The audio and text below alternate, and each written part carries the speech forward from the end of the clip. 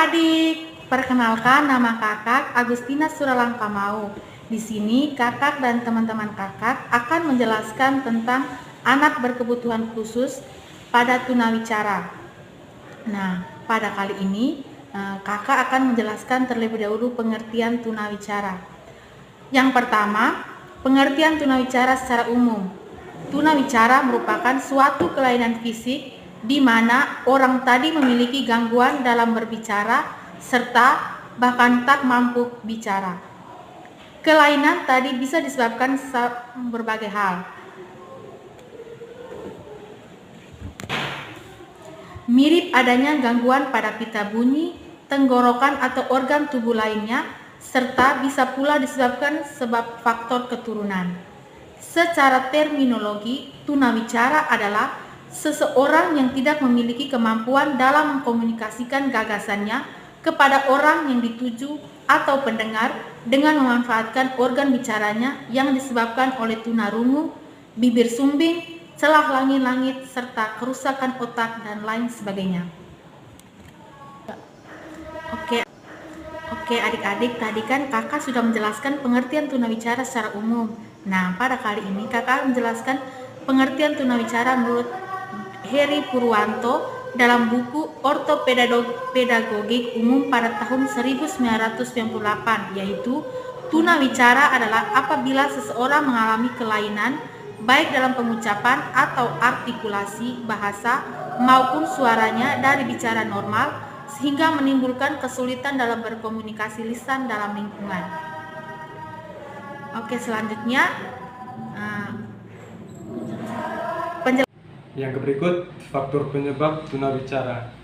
Yang pertama itu sebelum anak dilahirkan, yang kedua pada waktu proses kelahiran, yang ketiga setelah dilahirkan.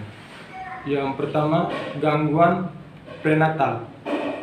Gangguan prenatal ini yaitu apabila anak tunawicara sejak dalam kandungan karena di dalam keluarga terdapat tunawicara atau gangguan prenatal ini pembawaan dari gen atau keturunan yang salah satu keluarganya itu mengalami gangguan tunawicara.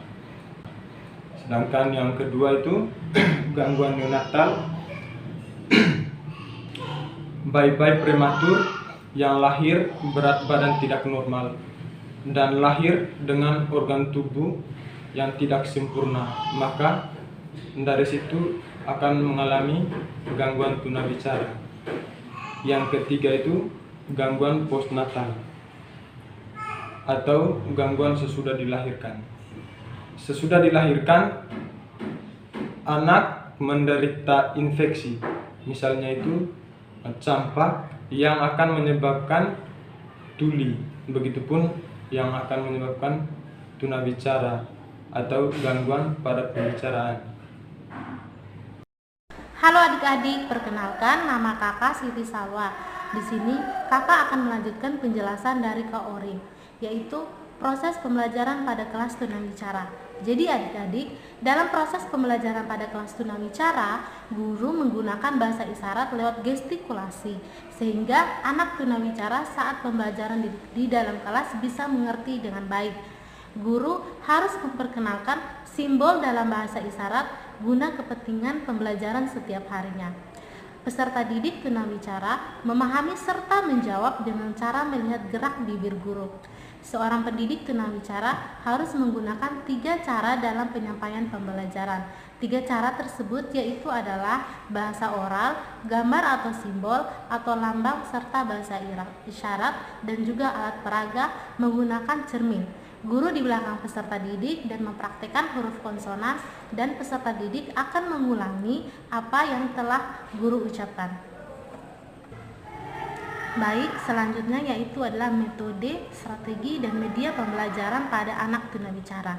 Selanjutnya yaitu adalah metode, strategi, dan media pembelajaran pada anak tunawicara.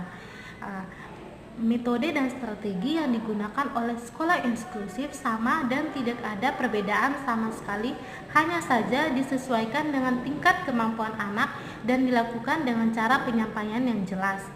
Dalam penyampaian materi, guru harus menggunakan bahasa yang sederhana dan serta berhati-hati.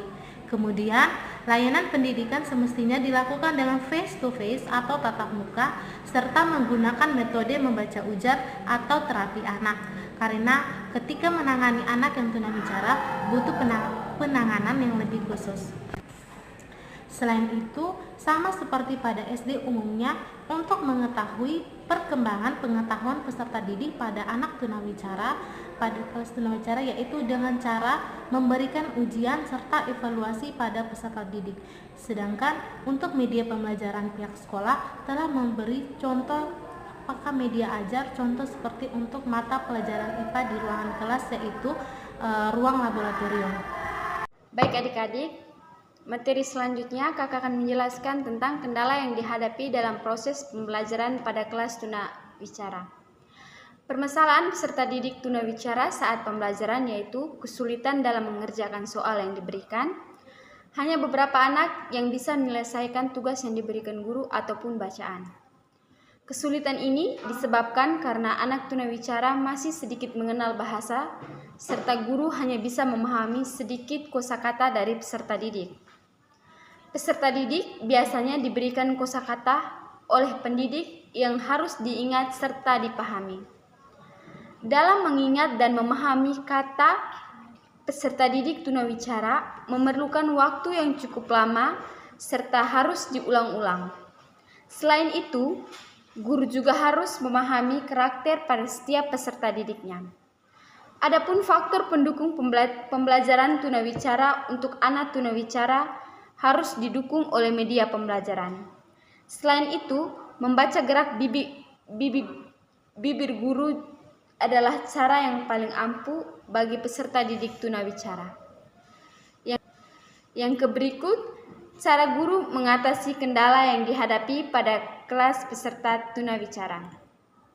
Adapun cara mengatasi kendala yang dihadapi guru dalam proses pembelajaran pada kelas tunawicara. Yang pertama, menggunakan metode isyarat lewat gestikulasi. Yang kedua, menggunakan metode membaca ujar. Yang ketiga, menggunakan cermin guru di belakang dan mempraktikkan huruf konsonan dan peserta didik mengulanginya kembali. Yang keempat, pada saat mengalami kendala guru juga bertanya dan konsul pada guru PLB. Yang berikut, kurikulum yang digunakan pada sekolah inklusif. Kurikulum yang digunakan pada sekolah SLB adalah kurikulum 2013 dan kurikulum Merdeka Belajar.